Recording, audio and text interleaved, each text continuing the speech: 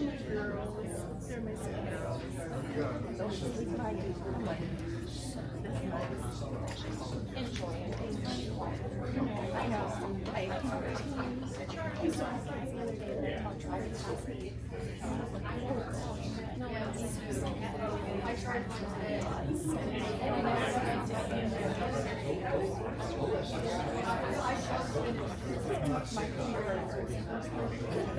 it's really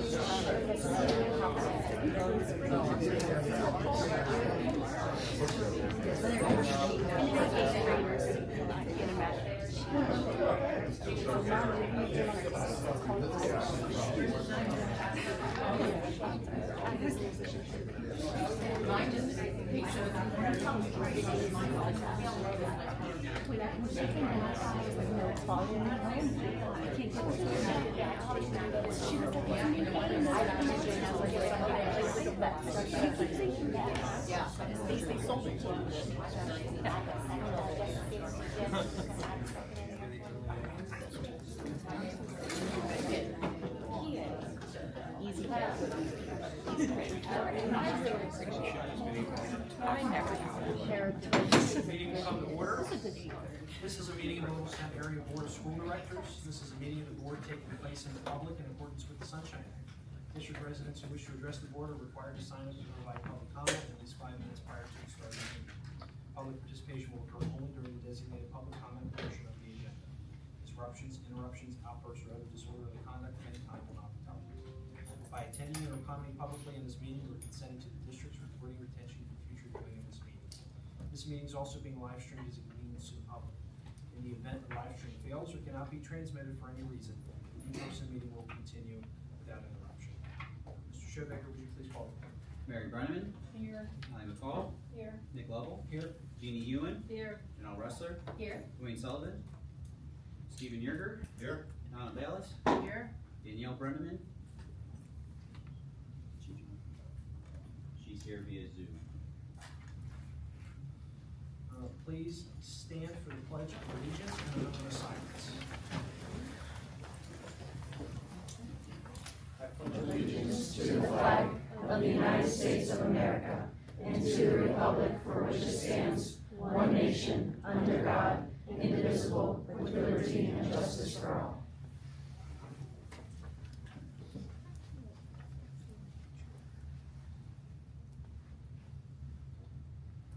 Thank you.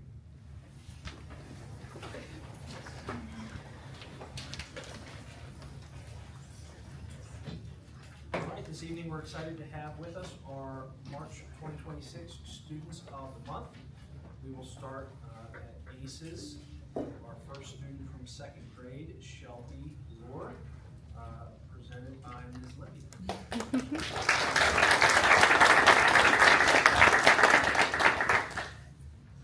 Good evening, members of the board, administrators, families, and guests. I'm Mrs. Delaney Lippiett, a 2nd grade teacher here at Alloway Creek. It is my pleasure to recognize Shelby Lohr as the Student of the Month. Shelby is 8 years old and in my 2nd grade class. She truly represents the very best of what it means to be a learner, a classmate, and a leader in our school community. In our classroom, we focus not only on academic growth, but on being a pilot, which stands for problem solving peacefully, inspiring kindness, leading with integrity, owning your actions and words, and treating yourself and others with respect. She consistently demonstrates all of these qualities each and every day. She comes to school ready to learn, give her best effort, and take pride in her work. Whether tackling a challenging math problem, reading with confidence, or writing thoughtful responses, Shelby always strives to improve. What makes Shelby especially deserving of this recognition is her character. Shelby is kind and respectful to everyone around her. Her kindness is inspiring. She always wants to make sure everyone is included. She is always willing to help a classmate and uses positive words and actions when doing so. Her attitude sets a wonderful example for others to follow. Shelby also shows great responsibility. She follows directions, stays focused during lessons, and makes choices that help our classroom run smoothly. Shelby is a shining light, and my students and I are so lucky to have her in our class. Shelby, I'm so proud of you. Reach for the stars, sweet girl. The world is waiting for you. Please join me in congratulating our March 2026 Student of the Month, Shelby.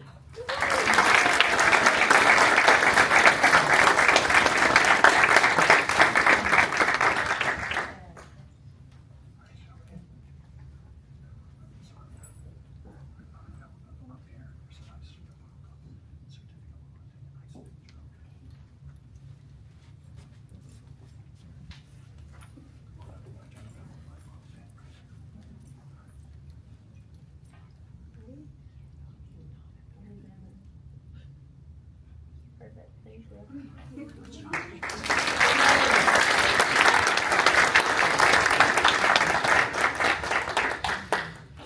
Our next student of the month from Alway Creek is Olivia Hooper, presented by Ms. Allen and Ms. Thatcher.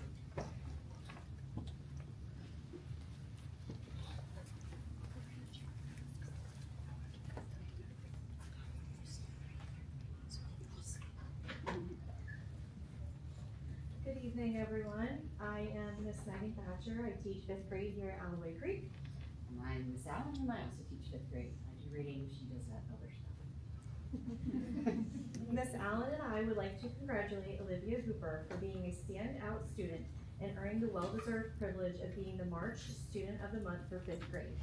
Olivia, also known as Liv or Hooper, is being recognized for contributing to whole class discussions, working cooperatively with partners, and working diligently on her own. Olivia is a wonderful role model for her peers and exemplifies our pilot and core value traits. If Olivia is not sure of what is expected of her, she is quick to ask questions to gain that needed clarification. She is also that student who goes above and beyond her classwork with her care and concern for herself and her classmates. Olivia is the daughter of proud parents, Jennifer and Anthony Hooper. She has an older and a younger sister. Ava is 13 and Grace is 8. Although she may not admit it, she loves them both dearly. The Hooper family has a dog named Oliver and a carnival fish named Finn. In her free time, Olivia enjoys shooting hoops with her dad and playing field hockey. Some of her favorite foods are pepperoni and onion pizza, pineapples and mangoes, and Dad's homemade hamburgers and tater tots. Some other things Olivia enjoys are playing basketball, field hockey, cheerleading, participating in a middle school play, and hip-hop dancing. Much to Miss Allen's dismay, Olivia's favorite subject is math with me. Her favorite memory of Alloway Creek is the Great Pumpkin Race, the yummy popsicles, and the principals getting sprayed with silly string. We both have no doubt that Olivia will go far and achieve great things in her life. Olivia aspires to be a baker or an artist. Her goals for the future are eating healthier, improving her basketball skills, and trying skiing. When asked what she is most proud of herself for, Olivia said, earning Student of the Month. When asked if you could ask your future self one question, what would it be? Her reply was, I would like to know if I ever tried skiing. She would also like to ask herself if she had been eating healthy. Congratulations, Olivia, on earning Student of the Month. Miss Allen and I will certainly miss you next year, but we know you will rock middle school.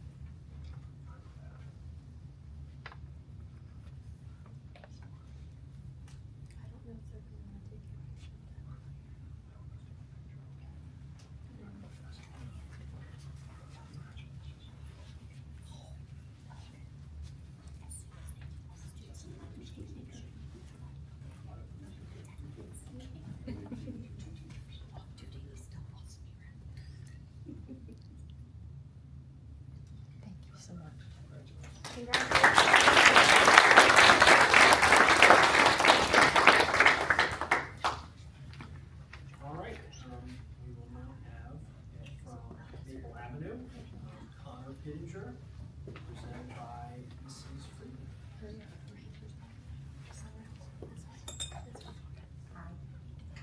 I am proud to recognize Connor Pittinger as our 8th grade Student of the Month.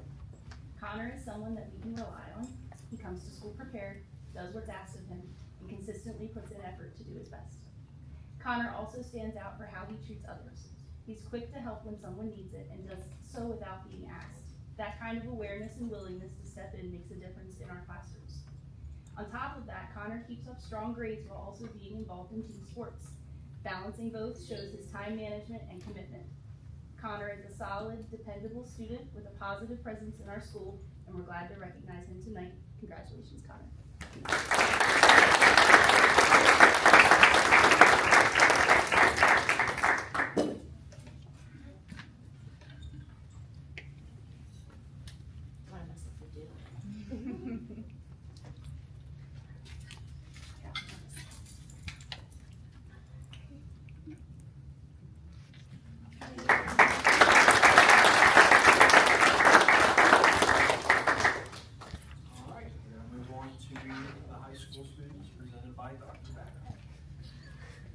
Libby, if you'd like to come. So I'm happy to recognize Libby Brown as our first outstanding senior student this month. Libby exemplifies the qualities of an academic excellence, leadership, and commitment to both school and community. Libby maintains a rigorous academic schedule that includes English Composition 2, statistics, and participation in the Allied Health program at ACTE, demonstrating her dedication to preparing for a future in the medical field. Her strong work ethic and commitment to learning have earned her recognition, including the PHSFCA, that's a field hockey related thing, I had to look it up, 2025 Individual GPA Award. A highly involved member of the school community, Libby participates in varsity softball and varsity field hockey, where she serves as a captain for both teams. She is also an active member of the National Honor Society and contributes her time and energy to Minithon, where she serves as an overall leader, highlighting her passion for service. I think we're all well aware of the incredible job the Minithon team this year and appreciate the efforts that they went through. English teacher and field hockey coach Mrs. Lawyer states, Libby is an outstanding young woman. In field hockey, she was a natural leader who cared about the team and helped to show the younger girls what leadership looks like. She stayed after to help. She had great lines of communications with her teammates and coaches. She worked extremely hard on the field and off the field to connect with teammates. In National Honor Society, Libby is our vice president. She has been a huge help this year to help find opportunities for members to volunteer around the community. This is not a task that is always assigned to the VP, but she took this on herself to find meaningful opportunities for her and other members of NHS. She's a dedicated and thoughtful student and leader, and I can't wait to see her crush it at work. Libby's leadership extends beyond participation as she holds the position of vice president, as we just said, of that National Honor Society. Outside of school, she continues to excel as a member of the Panthers Select 18U Gold Club softball team, demonstrating her dedication and talents in athletics. Mr. Peckart added, during her freshman and sophomore years, Libby did a fantastic job as our class president. She was a tremendous help for Mrs. Sudak and me when we did our fundraisers, whether it was selling items or delivering them or distributing them. Libby is an outstanding student in English class and has been an absolute joy to teach her for 3 years. She is funny, encouraging, and a good participant. I'm super proud of her. Her accomplishments also include qualifying for the FBLA state competition 3 times, further showcasing her well-rounded achievements in both academics and extracurricular activities. After graduation, Libby plans to attend York College of Pennsylvania, where she will major in medical imaging while continuing her softball career. Congratulations, Libby.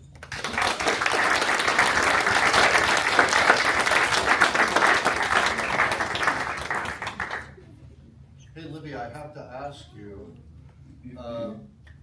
I got up to the game, I thought I was still gonna see part of the softball game. You beat up on my former school 16-1 this afternoon. I'm gonna put in an order to high school for bullying on you. I'm Hanover alum, it's okay, beat them up, it's fine.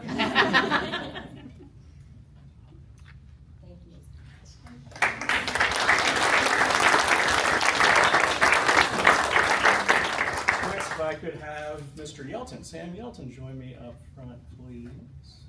Thank you. Next, we recognize Sam Yelton as Student of the Month for his dedication to personal growth, service, and future aspirations in education.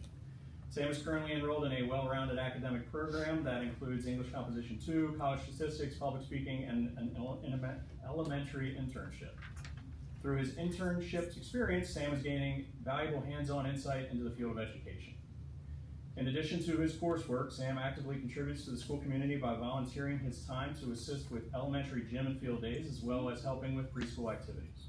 He is also involved in the biology club, demonstrating a willingness to engage in academic enrichment beyond the classroom. Science teacher Mrs. Lyon wrote the following about Sam. Sam is a polite, intelligent young man. I enjoyed getting to know him in academic physics last year. He persevered through challenges with a calm and cool demeanor. I wish him the best of luck with all of his post-secondary endeavors. Mr. Peckart adds, to start, Sam is well deserving of this recognition. He only speaks kindly to others and always presents his best effort in class. He does really well with elementary school students for his internship. Finally, Sam sets a good example to others in our school by always doing the right thing. Congratulations, Sam. That was just Mr. Peckart saying congratulations. Sorry guys, I led you down the wrong road there. Outside of school, Sam enjoys playing and listening to music, skateboarding, and spending quality time with his friends and family.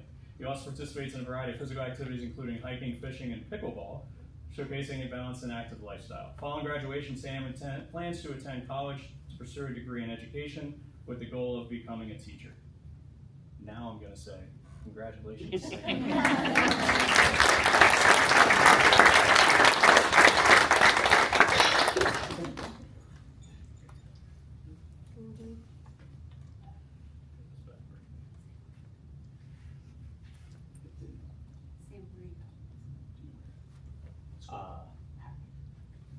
Where's he going to school? Please show. Did anybody take one for you? Oh, No, I came here alone. Do you have a phone? And Libby, do you want me to take it for you? Yeah, sure. Oh,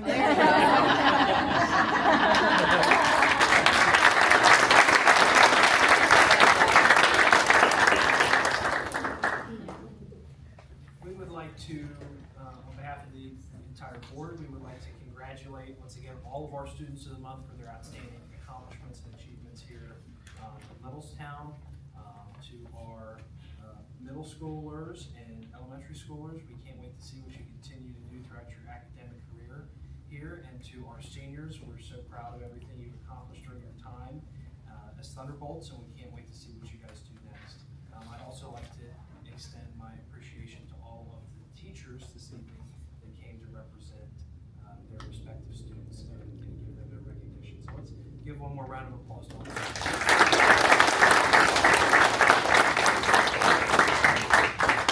At this time, we would like to have a picture out in the lobby of all the students of the month with Mr. Moran. So if you, at this time, you can go do that. We thank you all for attending this evening.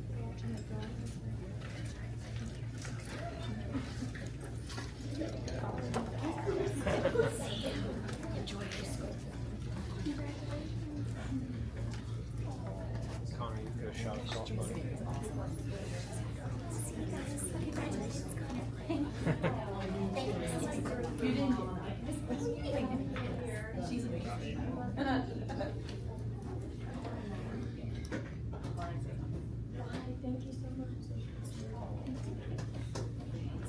you.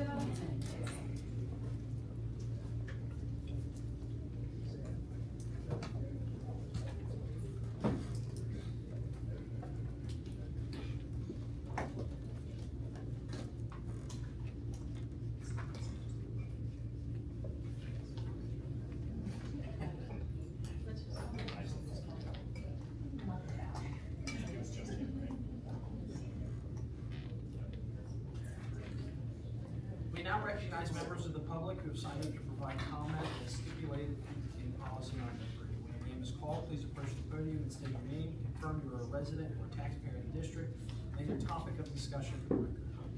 Public comment is limited to matters of district business only. Comments that are not relevant to district business that is or may be before the board will be suspended. All statements shall be directed to the board as a whole, not to individual board members or administrators. Comments will be limited to 5 minutes or less. The privilege to speak may be interrupted, revoked, or a recess of the meeting may be called by the chair if the speaker fails to adhere to board policy or does not observe reasonable decorum and order of the time. Suzanne Johnson.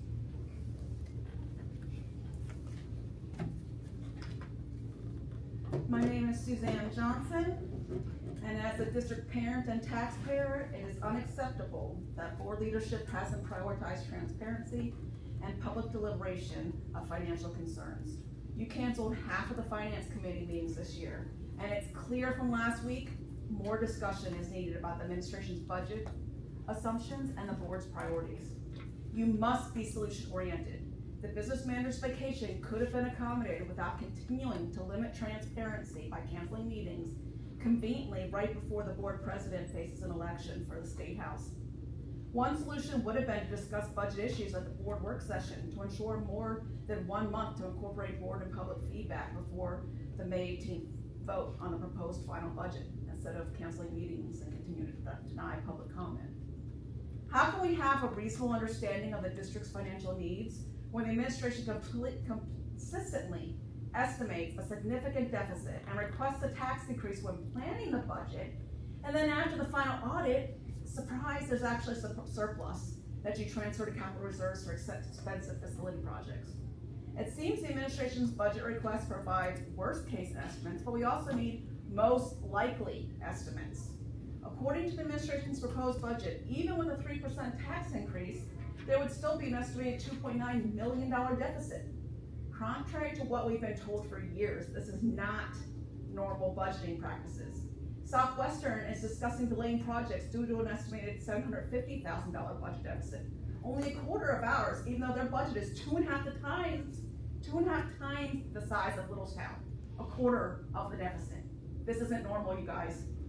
When the administration's proposal suggests some buildings, I was pleased to see some building consolidation savings, the LPN and the library aid, but taxpayers were promised more savings from the consolidations, and we expected further operational efficiencies, especially in the district office. We've already asked our teachers to do more with less, in fact, way too much. Administration must do more with less. Again, you must be solution-oriented. How can the district do things more efficiently? What are realistic numbers of your true needs? We can't make decisions without that. You may continue to hope there'll be a surplus in the end based on prior trends, but in which case a tax increase wouldn't even be needed. However, to account for this worst case scenario and ensure sufficient unassigned fund balance, a fiscally responsible option is for the board to approve transferring $500,000 out of capital reserves instead of asking the taxpayers to pay for it. If you don't need it, there ends up being a surplus yet again, you can transfer things back in the fall if you really wanted to. Politics have corrupted this board, and school directors facing elections were disingenuous last year when voting for no tax increase, after approving an increase the year before. And then the NIT clique, the seven that I constantly attacked Dwayne and Donna, continue to approve expensive new spending time and time again. If you're going to approve spending, then you must be prepared to raise taxes to generate revenue or cut spending from somewhere else. It's basic math. It is not fiscally responsible for the NIT clique to prioritize expensive athletic fields and other facility projects while relying on reserves for annual operating expenses, including the autism classrooms and iPad leases, and abandon the district's commitment to build up to the estimated $500,000 per year that we're going to soon need for the upcoming ACTI expansion. A few months ago, I urged you to use the last surplus to set aside money for special education and career and tech funding, and warned that we were going to be facing a tax increase to cover operating expenses. Vice President Jeannie Ewan dismissed my concern saying it would be handled in the budget. Yep, sure it is. Now we're seeing that large deficit and proposed tax increase from all your spending. Of course, you villainized and tried to silence me, so the NIT clique decided to silence me yet again and allocate most of the last surplus to the baseball and softball fields and future expensive facility projects such as the track. Now facing a large deficit with a proposed tax increase, the NIT clique may end up pushing the pause button on the athletic fields, but rest assured this will only be until after the elections. As I keep saying, put politics aside, prioritize education and students, and give true consideration to taxpayer burden to make those hard decisions about spending priorities. Luke 16:30 tells us, one who is faithful in very little is also faithful in much, and one who is dishonest in very little is also dishonest in much. Nick Lovell has continued to fail up the district taxpayers. He hasn't even managed a household, but he wants the board to allow him to dictate decisions for our school district, and he wants voters to hand him more responsibility to represent our community at the state house. Time has expired. Oh, great. I'm finishing my sentence. You've just asked me enough. Mr. Alasakis, with your athletics update.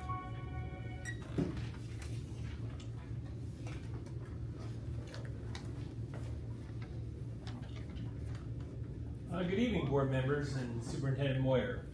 I'd like to provide a brief update on athletics. As shared last month, we continue to explore the potential addition of girls wrestling at Littlestown High School. On Wednesday, April 1, we hosted an open mat opportunity during which 12 of the 27 interested students attended to experience the sport for the first time. 2 additional students had planned to participate but were unable to attend due to prior family commitments. Following that session, I connected with Coach Polachuk and Coach Martin. And from my discussions with them, it's my understanding that the experience was very positive for the 12 girls that were there.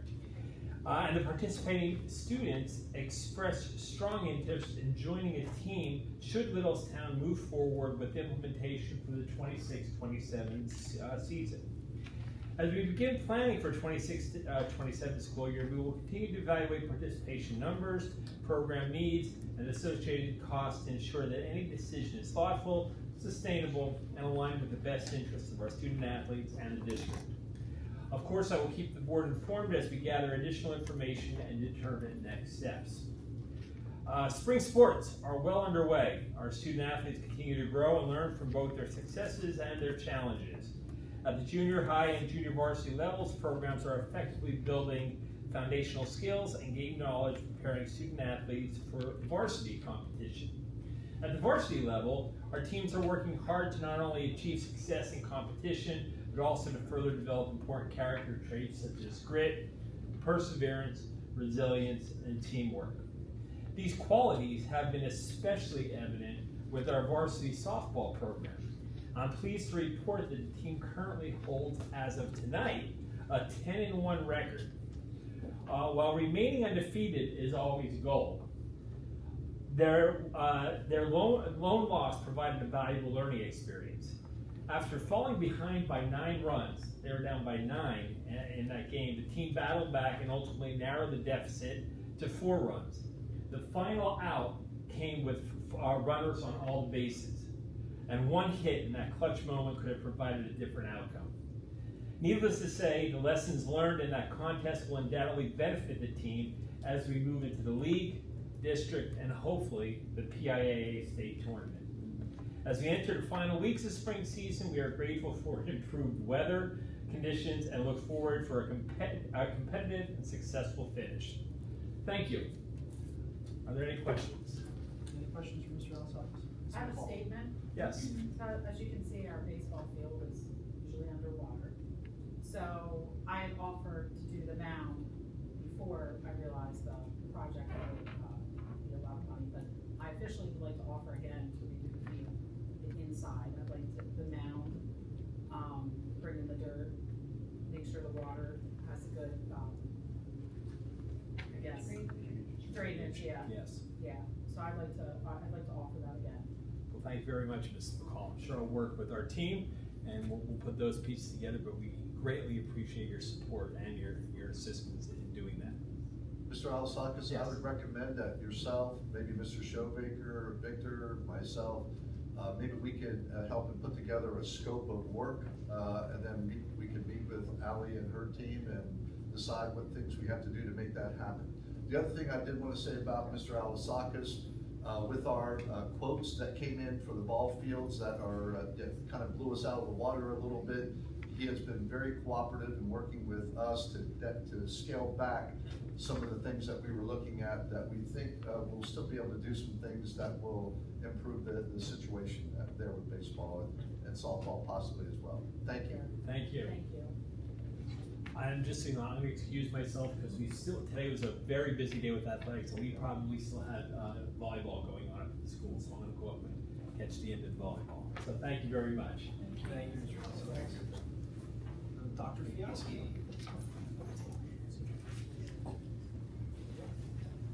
Good evening. I just have 2 brief things to share with you. So this time of year, working with high school students, we look at students who are interested in our transition programs, which are through the LIUs, for example, Project Search, where they get to work in the hospitals or out in the community, Ben Gettysburg outlets. So this time of year, we do a lot of visiting with families and students to those different outlets and determine, if it's the best need for them to start working on those employment skills. So that's one of the things busy month.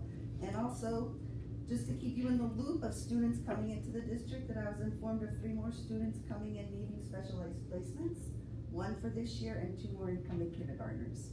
So busy working with all our incoming students. That's all I have to share tonight. Any questions? Any questions for Dr. Fiaschi? Ms. Bayless. Thank you for your report.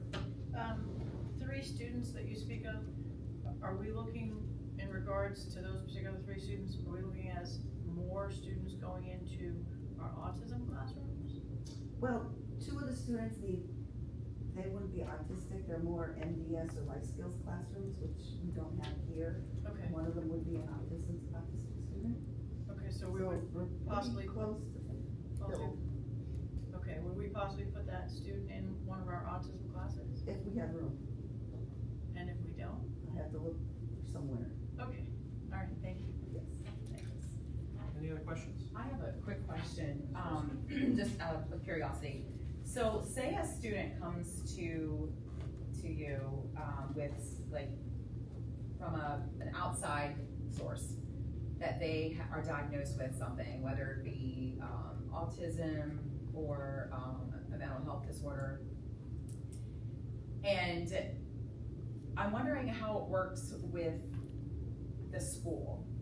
Do you guys, try to go, like, whenever you get a diagnosis? I know you can't tell me everything but I feel like we have a lot of mental health workers or mental health professionals here in our district.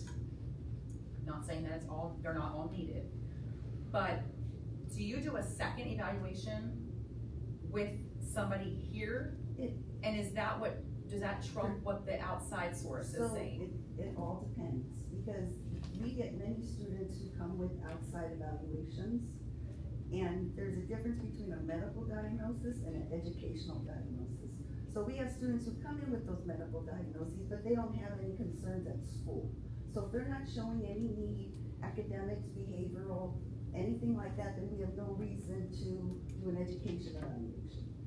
If there's students who are having needs at school, they're showing behavior concerns, poor grades, anything like that, and they go through like our CST process, the group at the schools talk about the concerns. If we feel that need, then we would move forward with an evaluation, because then we would determine there's a need here at school. So it's all case by case. It's not like cut and dry across the board. Does that answer your question? A little bit. A little bit? I think. The next one I have is, I'm seeing like even like a lot of the area schools, there's a lot of children coming in that are being diagnosed or labeled as autistic. Has something changed that you know of in the doctor's offices? Like, it almost seems like every child that, maybe, I don't know, that comes through a doctor's office, are they doing some kind of testing, and so that's why we're seeing an uptick in the cases? I think there's more access, more availability for parents to find the concerns of their families, but then again, they can come to us with those diagnoses, and if we don't see a concern, then they're doing well, we just would not have to do any specialized supports. Okay. So, that's a hard question to answer. Well, so the two that they did, the two new kindergarten students that are coming in this fall, you're being told that they need to be in autism Correct, process. these are students who have attended like LIU programs, families. Okay, go so you to know for a fact, like, we know for sure already that they are, okay, all right. These are families that Okay. like they have previous IEPs or they have those. Okay. Yes. All right, okay. Very good, Okay. thank you. Any other questions? So are you asking, like, is there a new test for autism or something? Well, I'm just wondering, like, it just seems like in all of the schools, at least in Adams County, people that I've talked with and we've shared back and forth, it just seems like there's a lot of all the schools, not just us, but there's an uptick in autism diagnoses. And so I'm wondering why that is all of a sudden. It just seems like it's boom, like, where there's an influx of autism and, from whatever reason, we don't know for sure why. I think there's still some determination of what and how it's being caused and what's happening. But I feel like we're gonna run out of space for our students, and it is costing a lot of money, for, like, we have to open up a second classroom this next year, and it already sounds like it's partially filled. Well, Could be I partially think it's filled, that means also, more you have to staff. Remember, there's different levels of autism. Sure, oh yeah, sure. So the classes we have are more at the severe side. Right. For those students who have that Do higher we need. put high functioning students that have autism into, yeah, okay, Yep, support them. yes. Yes. Well, no, not into that classroom, but they'd be in regular ed, yes, but so they would learning get the support teacher, if yes, needed as well, yes, okay, yes, all right, yes, okay. Yes, we have many of those. Yeah, okay. But the identifying ratios have changed as well. So years ago, the ratios used to be like 1,000 to 1. So for every 1,000 kids, one would be identified as autistic. Now those ratios have changed to as close to almost 10 to 1. So when you go from 1,000 to 1 to 10 to 1, you're gonna see a lot more kids. Right, I'm just Or at like- least more are gonna identify, may not see them, you're gonna Yes. identify more. Right. So I think that's, and a lot of schools are experiencing this. Yes, right. I mean, it's actually like a national problem, it's not just, Not yeah, just here in definitely Pennsylvania. Adams County, but, yeah, not just, yeah. Any other questions? Thank you, Dr. Piasek. Dr. Naylor? Just a couple of items related to this time of the school year with, been 30 days of school closing and, state testing and things of that nature on our schedule. Those are some of the things, obviously, from a technology department we're working with the building administration in preparations for, as well as at the end of the year, the refresh cycle with student devices, preparing for that and what that means from a technology standpoint, and working with our resellers and identifying the most lucrative option with regards to buying some of our used devices is items of need that we work through with regards to this month. We're also working with Dell and our data center. Our data center's approaching end of life with regards to servers. We have moved some of our data services to the cloud, but we still have some hardware here on site that we need to be cognizant of and understanding that doesn't last forever.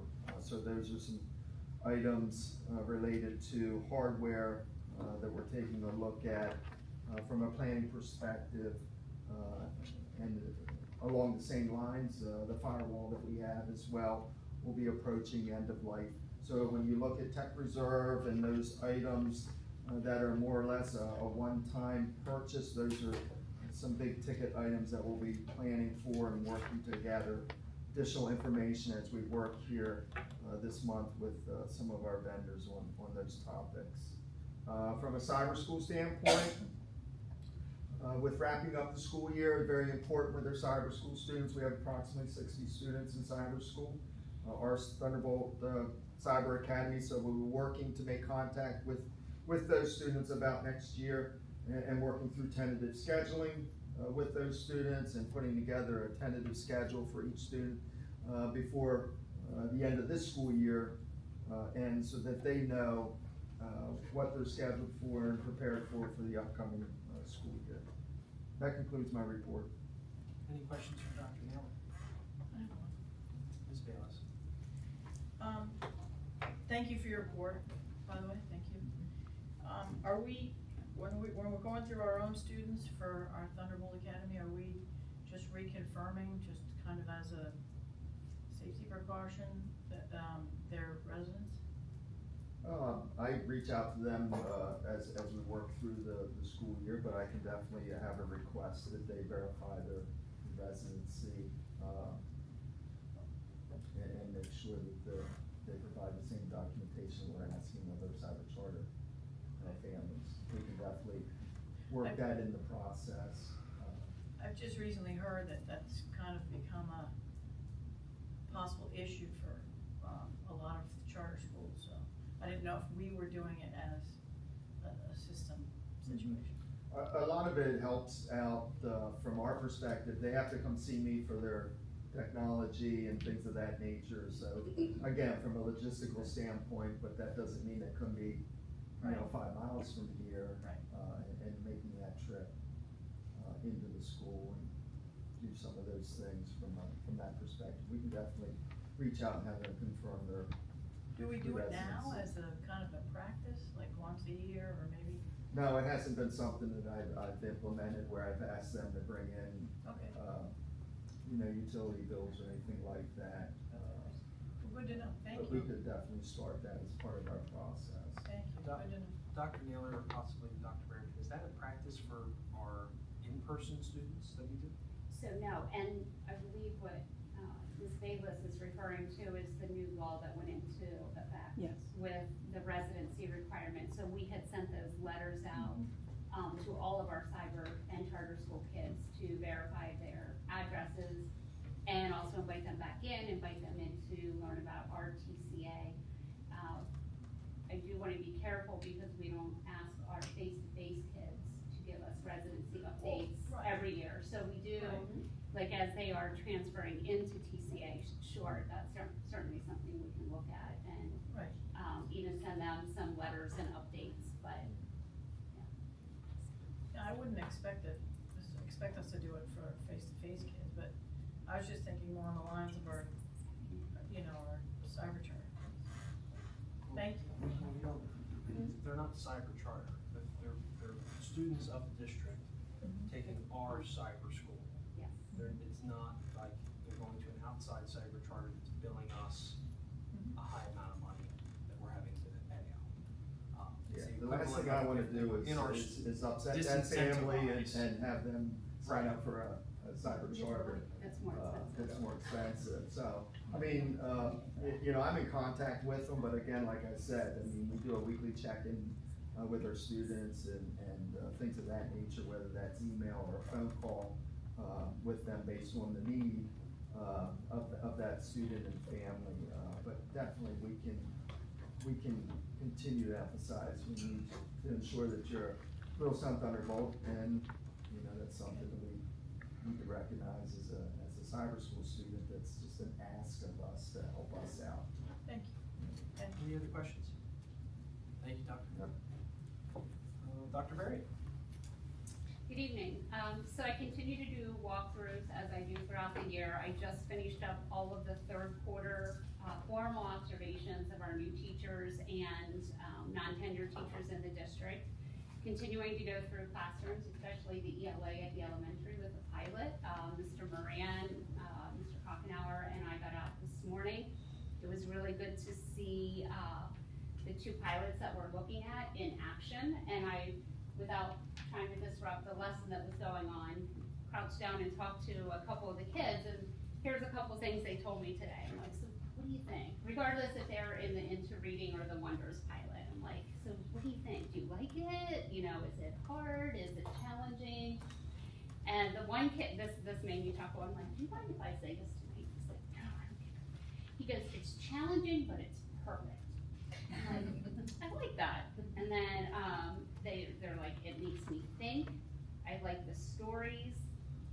The one group was reading an expository text, and they talked about what their reading goal was for the day, what their essential question was, what they were going to be focusing on, went through the vocabulary. So I said to the one student, because then they had to write, it really does make us write too much.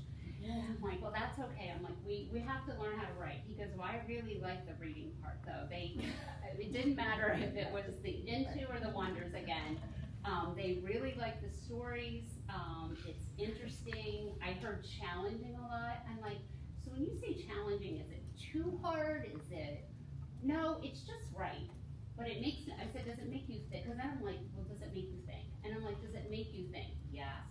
I'm like, does it help you with your writing? Yeah. So they were just so cute. And we were in first through fifth grade. We've been in kindergarten a lot this year, so I did not go into kindergarten today. But they're like, it's not too hard, but it really, I heard it makes me think a lot today. And that it's challenging, they like it, it's engaging. I think you guys also know that they passed cursive to come back into the schools. Originally, it was supposed to be in like 60 days, so we'd be starting it like this week, I think. But they did back it to the start of the 26-27 school year. Both the pilots that we're taking a look at have cursive writing in it, so that is a bonus, as well as looking at that, so that's great. The other thing that I've been working on, we're already starting to plan for this summer, some of the professional development and induction of Littlestown Post next year. So we'll be having all the new teachers throughout Adams County, the high school, middle school next year for the first week in August. And then usually throughout the year, we meet once a month in Gettysburg just because it's more of a central location. Any questions for Dr. Berryman?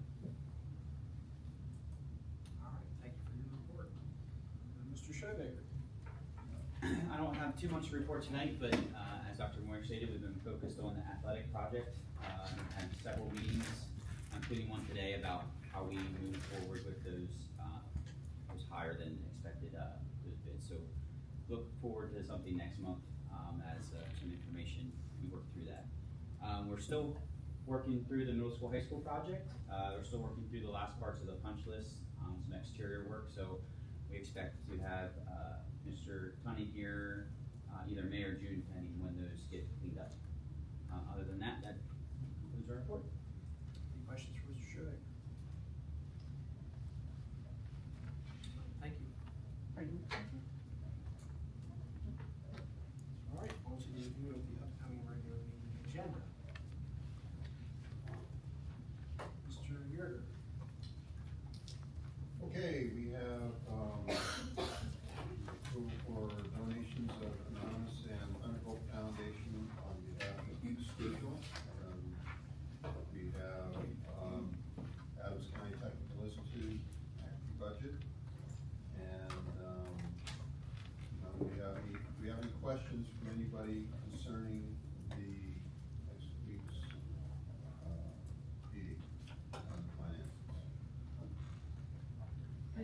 I think the ACT budget, oh, I'm sorry. Ms. Bayless.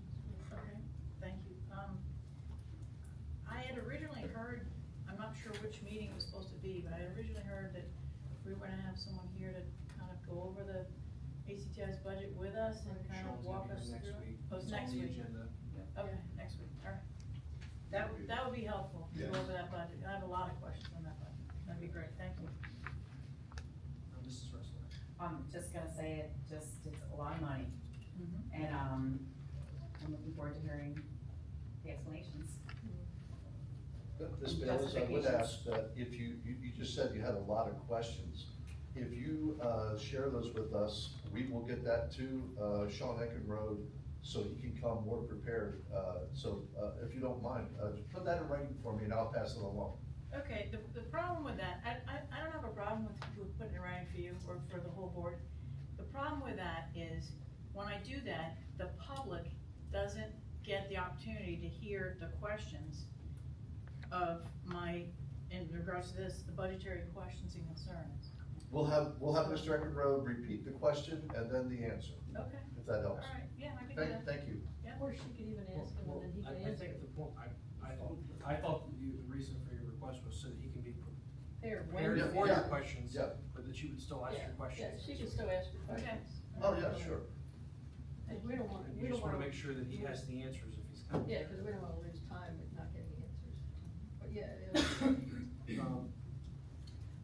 Any other questions for?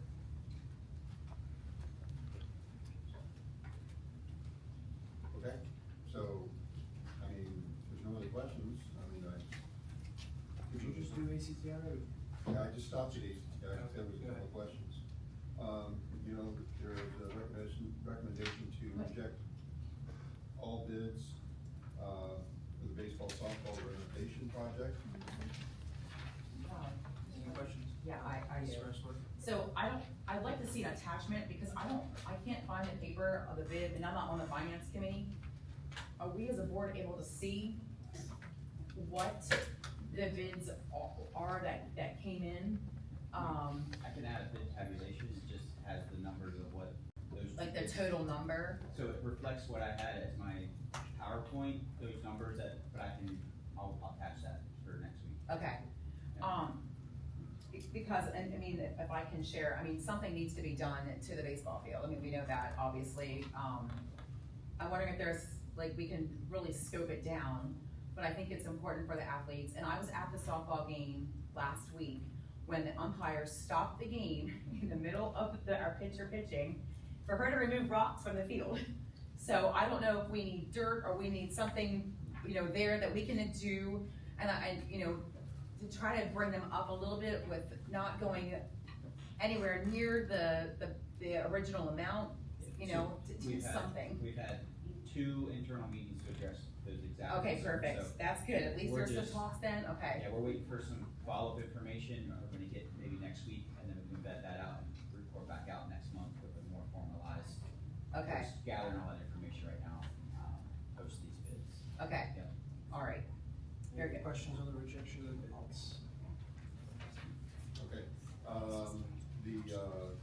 approval of the 2026-2027 SFMC contract with Chartwells.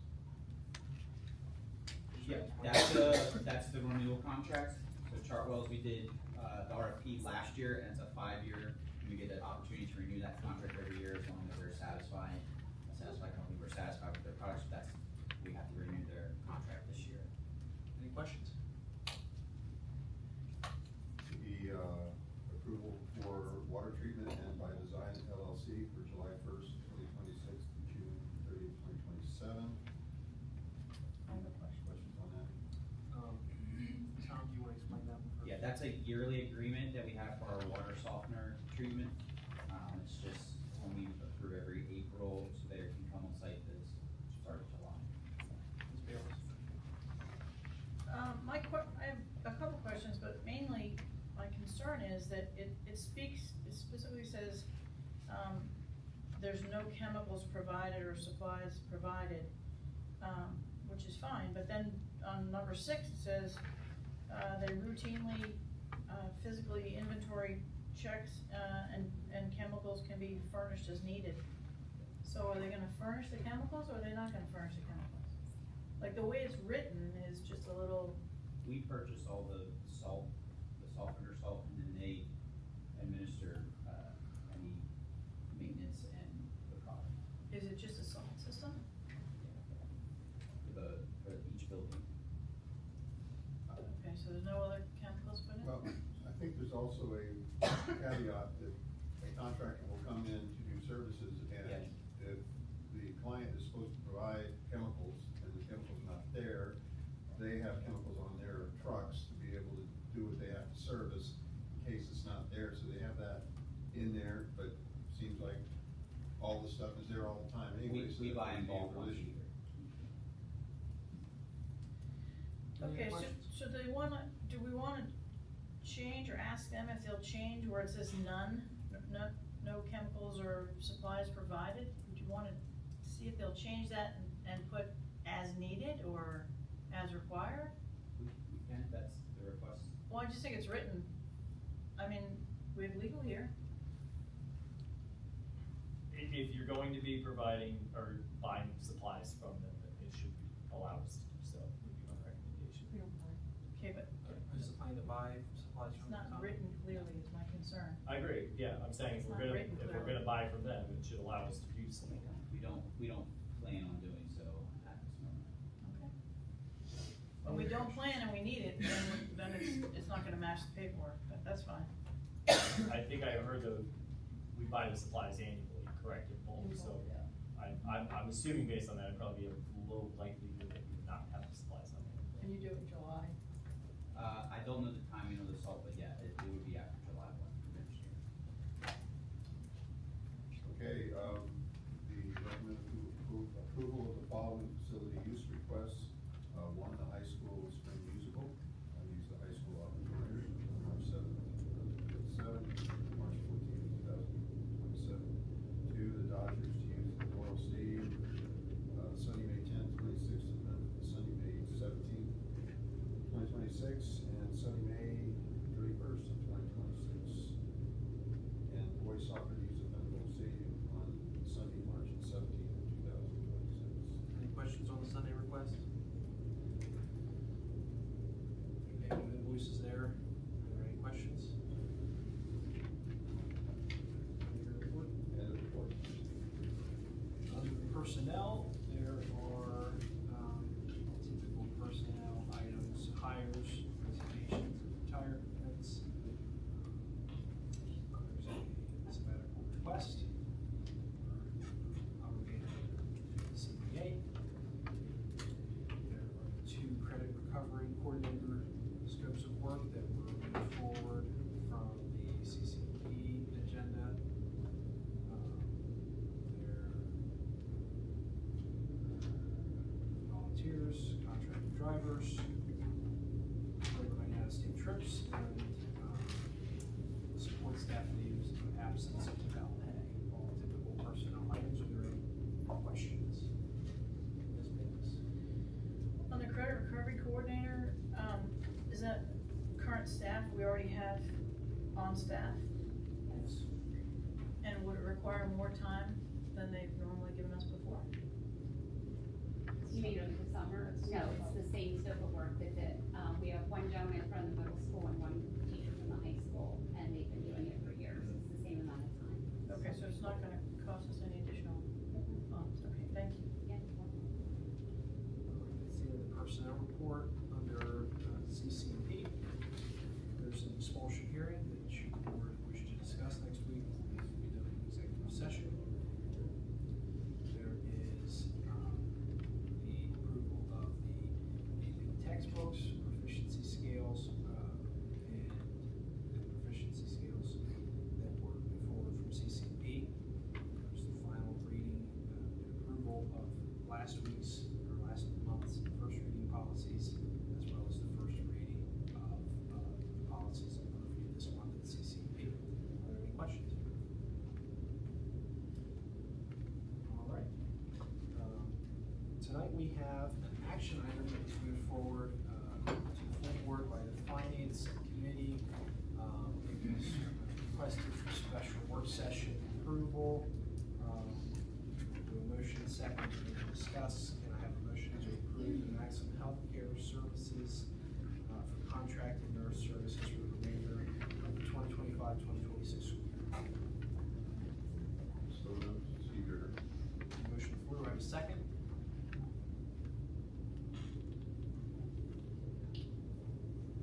Motion on the floor, do I have a second? I'll make a second. Discussion, Dr. Berryman, do you want to provide the rationale? So currently, this year, we were unable to fill the LPN position that we had advertised for throughout the school year after the resignation in September. And then we now have our other RN out on medical. That leaves 2 nurses in the district, 1 LPN, 1 RN, and it's becoming the time of year for field trips. They also, if one of them is out sick or have a personal day, that leaves us with 1 either LPN or RN in the district for our 3 buildings. This is on an as-needed basis only.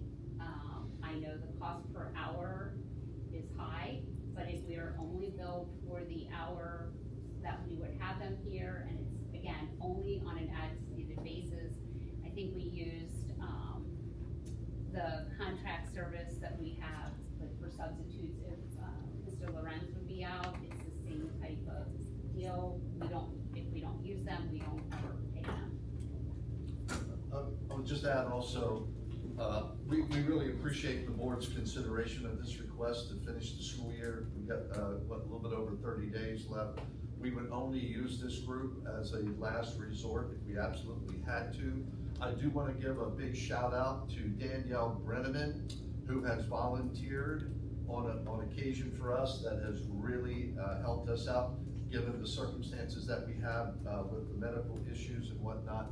Next year, when we consolidate the middle school and the high school, I do think we're going to be in better shape in regards to providing nursing services. So this really is to get us through the remainder of the year, and we only will use this service if we absolutely have to. Appreciate the board increasing the hourly rate. We continue to advertise for that position and so on. We haven't had a whole lot of luck in that area, but I think this is a prudent move to get us through the last month or so of school. Thank you. Any additional questions or discussion? Mr. Yerger? Thank you. This is a 30-day request, so to speak, and it's a, is there a legal requirement that we have this service or a service backup? It's a legal requirement that if we're having school, I need to have somebody who is a CSN available, or an RN on campus. And so, if Kim, our nurse at the high school, is out, it puts us in a predicament where we could not run school. Okay, so you're basically saying if you do not have qualified personnel with nursing on the campus, you would not be able to open the school? There is that potential. I actually had reached out to Dave as well, again, I can't say enough about how much, Nurse Rummel and Nurse Costello have helped us out this year, because even on personal days, Kim as the CSN has been on call, to make sure that we're not violating. Danielle has come in and volunteered her time, but if there are days that it's getting close, and we've tried to work with the IU as well, that, you know, Dr. Moyer and I are wondering, you know, if all the ducks and stars don't align, that, you know, we could potentially be going virtual for a day. You really don't want me in the nurse's office administering medications. That would not be good. And a long time ago, when I was a middle school principal, I had to do that for a period of time. Dave did not hear that. Yeah. Strike that, everybody. Dr. Sister Walker. Statute of limitations. Yeah, so Mr. Ure, to that point, it's a great question. Technically, the school code doesn't require that we shut down. And I did consult with a few of my colleagues and check some DOH and PDE requirements on this, but if you were to not have nursing services available during the day, there's a significant exposure to liability there. So this is a problem that needs to be solved, and after consulting with the administration, I had recommended exploring all outside contracting sources through the IU and otherwise to find some solutions so you don't have that exposure, and I think this is where we ended up with it. Any additional questions or discussion? Hearing none, all those in favor signify by saying aye. Aye. All opposed say no. Opposed? I'm not sure, Mr. Schobecker will Do we have that recorded? We would like, yeah, we can do a roll call on that. All right, we'll start. Mary Brenneman? Opposed. Ally McCall?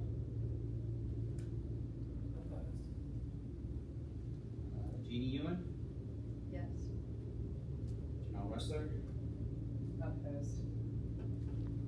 Stephen Yerger? Yes. Alan Bayless? Opposed? Danielle Brenneman? And Yes. that is 4 noes and 3 yeses.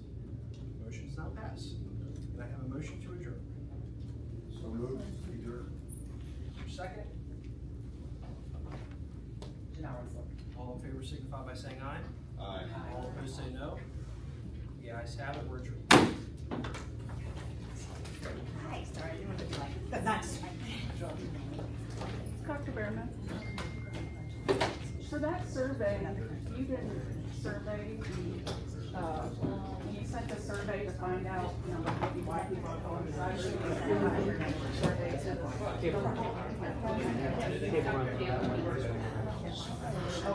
And our principals and our team. We're in constant discussion with them.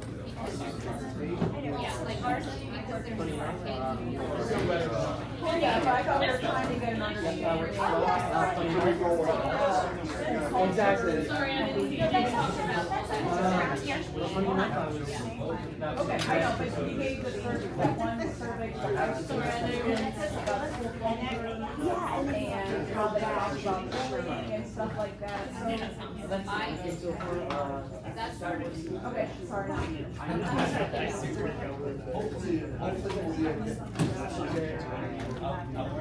a gambler. The one at podium or